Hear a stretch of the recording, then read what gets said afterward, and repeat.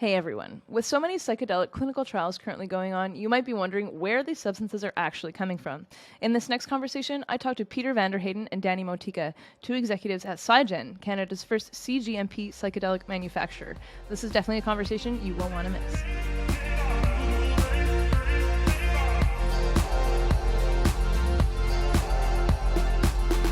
Hi, everyone, and welcome to the Dales Report. I'm happy to be joined today by not one, but two executives from Psygen, CEO and co-founder Danny Motyka, and Chief Science Officer and co-founder Peter van der Heyden. Welcome to the show, and Happy New Year to you both. Based on some recent news about your company, I'm going to assume things are going well for you. How are you guys doing today? Doing really well, thank you. Thanks for having us on here. Yeah, likewise doing well. Belated Happy New Year to you as well.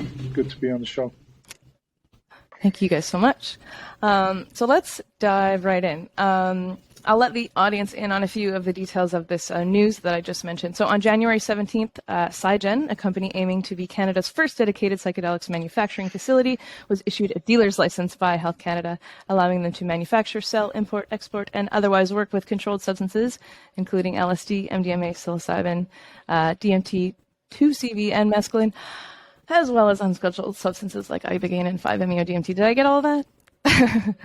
So I wanted to ask our audience, thank you, how onerous is the process of obtaining a dealer's license? Has it been a long time coming for your company, and what's the general feeling now among the staff? So, I think that what I would have to say is that if you have a great attention to detail and you put in a lot of time and effort into your application, the process is actually quite smooth. We were impressed with Health Canada. They stuck to their service standard. They actually beat the 270-day calendar service standard that they kind of ascribed to. But I think that that's a testament to the organization of, our Chief Legal Officer, David Wood, and the attention to detail that he, helped craft in our application process, and then our back and forth with Health Canada. I think a lot of people approach the regulator as this, this scary group that's trying to prevent you from getting a license. But really, if you just look to work with Health Canada or to work with them and to approach them as if they're just other people, then it's actually quite easy to work with them. The general sense that our office is one of excitement, but we haven't had an opportunity to celebrate as a team because unfortunately the day our license came in, we also had a COVID outbreak. So it was like, the very next week, 9 people were off site, and hopefully we can all celebrate as a team later this week or the next. Awesome. Peter, do you have anything to add to that? Yeah, this process of applying for a dealer's license, it looks scary from the beginning, but Health Canada is extremely professional. Like Danny said, we're very impressed with them. And, in this process, you develop a relationship with that agency. And the final part is a security inspection. It's very much focused on security, which makes sense. We're making psychoactive drugs. Health Canada is concerned about diversion, and so you really need to dot your I's and cross your T's when you're looking at that aspect of things, and that's the last thing they sign off on before approving a license. So that all went very well. There were no observations at all. It went very smooth. That's great to hear. Often, it's like you guys said, Health Canada is made out to be this like big scary agency, but it's refreshing to hear that, for the most part, especially on psychedelics, they're interested in working with everyone. So that's great. I wanted to ask a little bit about how a company like yours sort of fits into the picture of this expanding landscape. So I know you've already signed more than 20 supply agreements. That's not a small number with domestic and international companies. What do these agreements look like, and how will the drugs you manufacture be used? Peter, you take this one. Well, these when you're negotiating with companies that want these materials, our observation is that lots of people are interested, but they may not really understand the process that they have to go through. They want these materials. They're still involved in sorting out for themselves what it's like to be a clinical trial sponsor. Now, and this is all within the context of clinical research. There is no market for these drugs yet. And so very often companies don't really know the pathway themselves.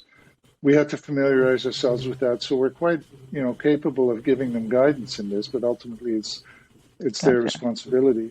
And to be able to know exactly what they want and that they understand what it involves from the manufacturer's side.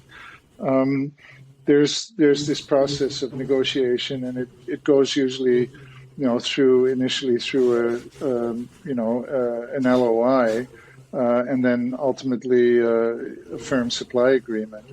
Obviously, if we're going to make these things, we need some guarantee that we're actually, we actually have a deal, and that's quite normal in business. Usually this goes quite smoothly.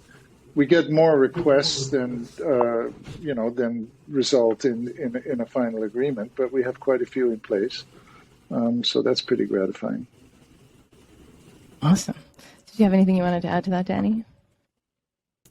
No stress. I think the only thing that I would add is that our role in this emerging ecosystem is really to be, like you said, the preferred supplier of psychedelic APIs.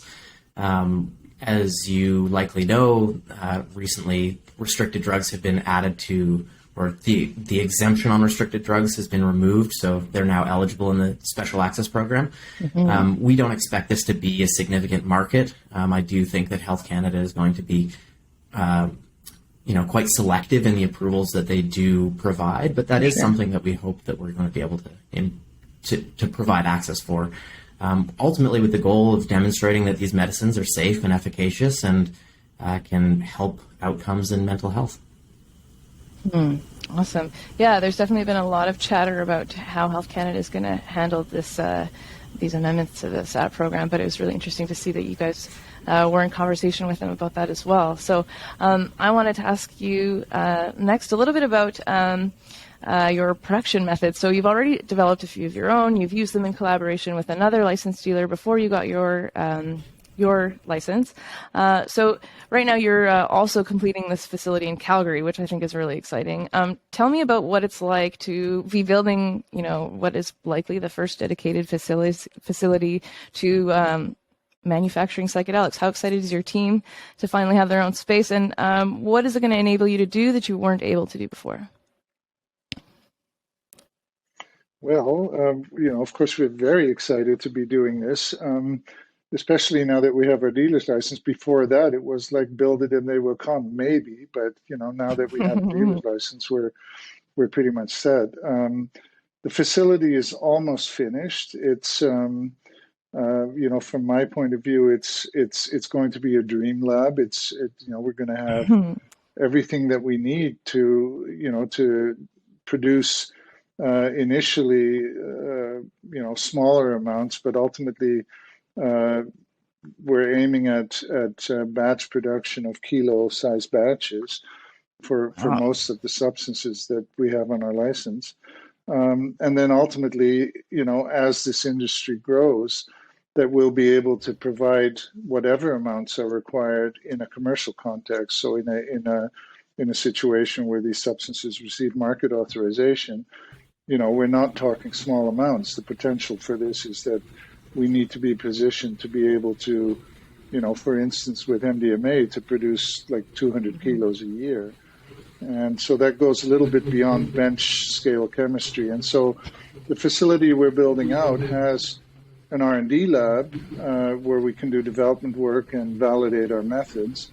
And that's all small scale. That's like 10 to 100 gram scale. Our production floor is capable of producing kilo batches and probably, maybe 2 or 3 kilo batches, but beyond that, we have to either build a pilot plant where we can produce really large batches, and that involves, in batch mode, that would involve equipment, let's say reactors, 5,000, 10,000 liter reactors. That's big gear. We're looking, I can't say too much about it at this point, but we're looking at more modern production methods than batch mode. So that's a project where we're aiming to be a facility that can produce things in in a truly novel way. So we're very excited about that. It's just, we're going to be producing this year. The objective for this year is to demonstrate commercial scale manufacturing capability, GMP in a GMP context. Yeah. Wow, those are some amounts that you don't hear often when it comes to these compounds. Kilograms. I want to ask a little bit about the compounds that you're producing next. So, of the supply agreements that you have in place, what would you say are the compounds that are the most in demand? I have a second part to this question, but I'll let you answer that first. Yeah, I would say certainly the compound that is in the highest demand currently is psilocybin. I think that there's a lot of, I guess, social and political reasons for that, just with Canada following the cannabis legalization and the cannabis medicalization pathway, finding another, plant medicine, even though mushrooms are not plants. It's just, I think, quite palatable, and it's an easy transition for people. Following psilocybin, there's significant interest in ibogaine, actually, which was surprising for us, given its cardiotoxicity. And then substances like DMT, MDMA, LSD are probably, all tied for third. But certainly the two that are most of interest right now we're prioritizing are psilocybin and then subsequently ibogaine. Wow, definitely wasn't expecting to hear ibogaine. That's interesting. Yeah. Do you think, and this is a question I just like to ask out of my own curiosity, as things start getting going, we might see more interest in substance like mescaline, for example. I think this is a very interesting, for me, compound, and not a lot of companies are working with it or on it, as far as I see. Yeah, I am hopeful. Go ahead. I'm very hopeful that someone picks up their interest in mescaline. I think that there are, some reasons like the relative amount that you need to consume, the duration of the experience that just makes it harder to think about in this context of, efficient psychotherapy or, drug-supported psychotherapy.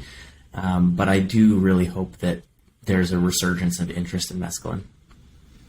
Totally, yeah. It's definitely particularly in the context of indigenous use.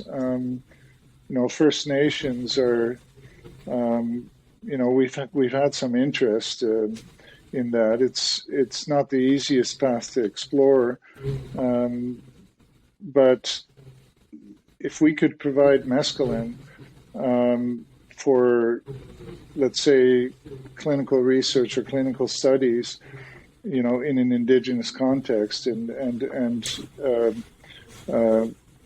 being fully aware of the cultural sensitivities around this, and also the environmental ones. Peyote, is effectively an endangered plant, an endangered cactus, and so if we can provide synthetic mescaline, and even thinking of formulations that might have other mescaline analogs that occur in the cactus, and so to emulate, let's say, an entourage effect, we could think of working on that. But for us, we're mostly demand driven, and we haven't seen a lot of demand for mescaline.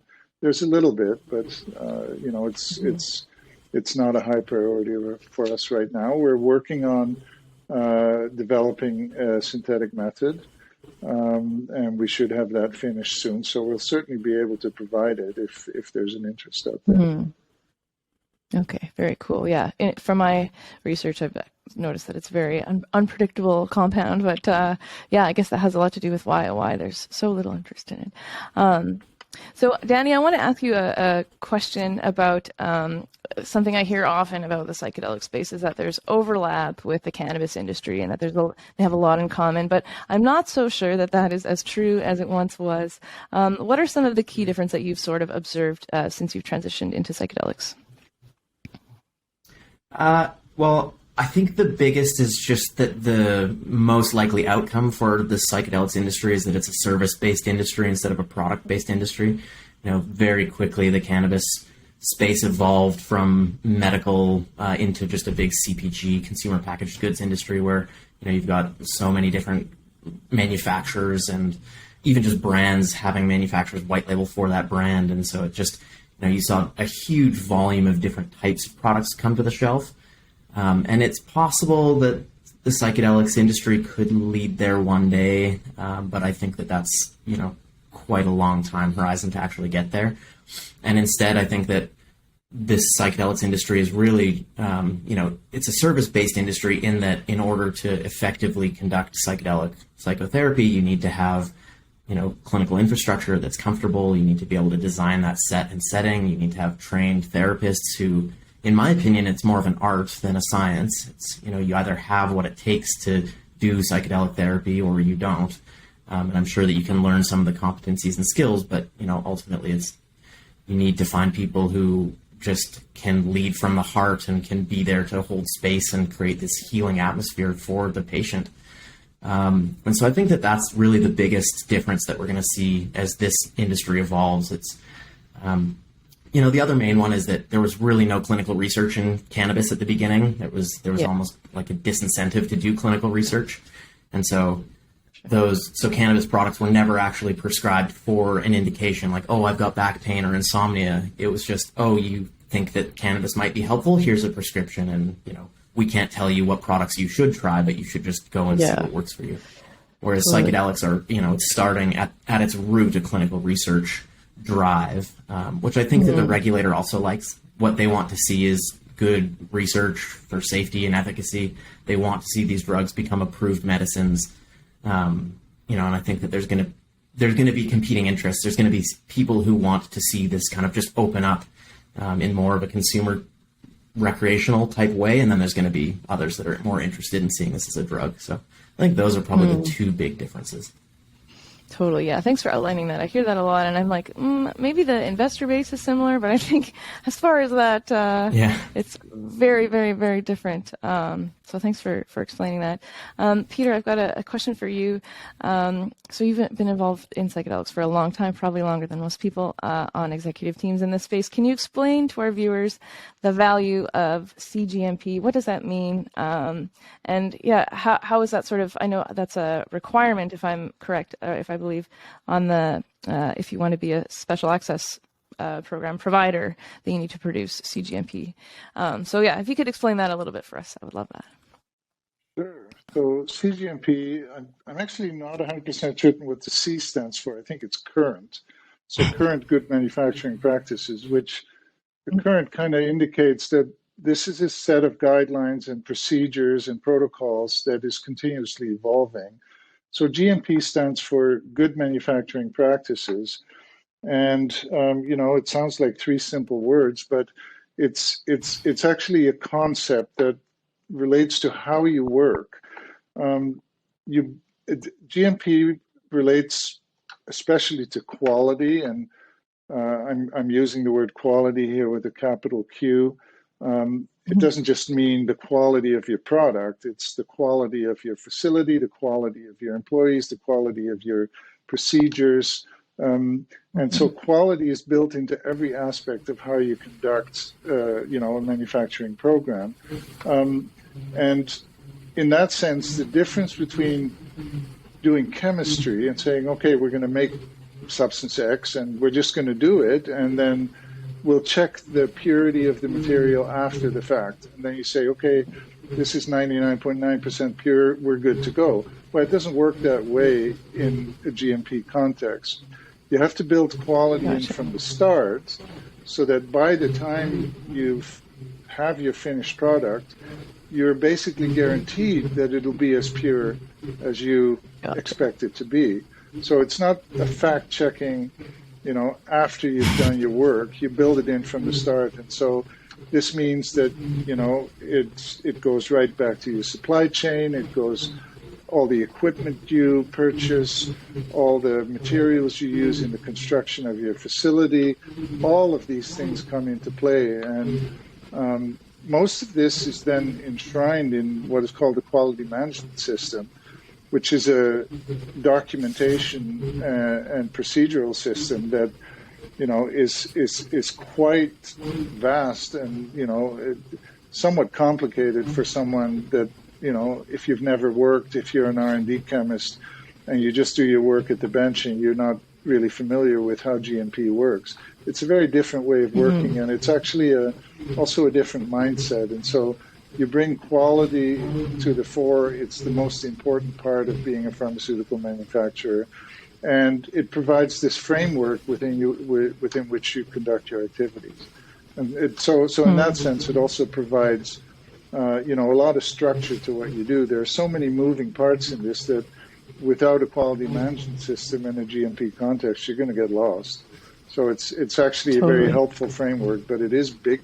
It's a big deal. Yeah. Mm-hmm. Yeah, there's a lot more there than those 4 letters would indicate. Thank you so much for diving into that for the audience. I've got one last question for you guys. So Psygen is currently a privately held company. I'm wondering if there is any interest or likelihood in ever going public. Maybe it's too early to tell. Not sure. Yeah, so we had actually been kind of walking the public path. We had engaged with the Shell Corporation, and kind of everything that we were doing was to prepare for a public listing. That has since kind of gone by the wayside, and in some ways, I'm very glad that that we did not go public last year. Just because if you look at public market performance of most of the psychedelic companies, they've performed quite poorly. And taking this back to, cannabis and psychedelics, I think one reason is that, like you said, a lot of the investor base is the same. A lot of people were expecting the psychedelics industry and market to take off and make 100x returns or 1,000x returns the same way that the early cannabis days did. But the reality of this industry is that you need to have a 5 to 10 year time horizon on your investments, because this is a long, slow burn. Drug development and clinical research takes years and years and a lot of cash. On average, I think it's about $1 billion to bring something to market, or more, in a decade. And so, in some ways you can expect that drugs like psilocybin or LSD may have a shortened time window because there's a history of use, there's a lot of known safety, but I still think that it would be fast to get these products approved within 5 years. And so, I think that Psygen's strategy right now is, let's raise cash, let's prove that we're a sustainable business, let's generate revenue and show that we're a strong, well-managed company. And eventually then we can, list through an IPO, or, potentially there will be an acquisition interest in Psygen. But I think that, like most things that we're doing, we're just trying not to rush into anything, trying to take our time, be thoughtful and deliberate, and just demonstrate excellence.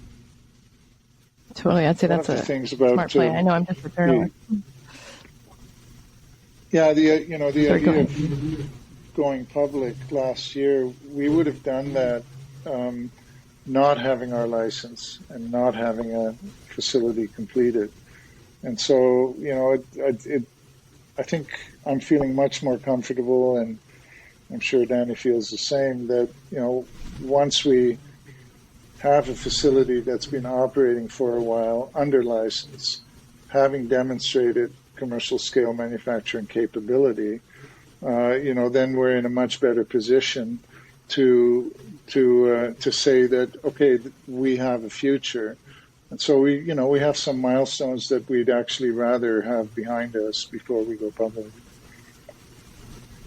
I think based on the companies that have come before you that have gone down the same path of not having anything in place before getting their public listing, I'd say that's a good. It's been really interesting to watch how your company has sort of progressed, and I think there's all this excitement around public companies, but personally, I really like to pay attention to what's happening in private companies. So it's just seems a little bit more interesting in my personal opinion. But I think what you guys are doing is pretty cool. So thank you so much for taking the time. Congratulations again on getting your license. Is there anything else either you wanted to add before we hop off? Well, thank you for top of asking mind us for on the me. show.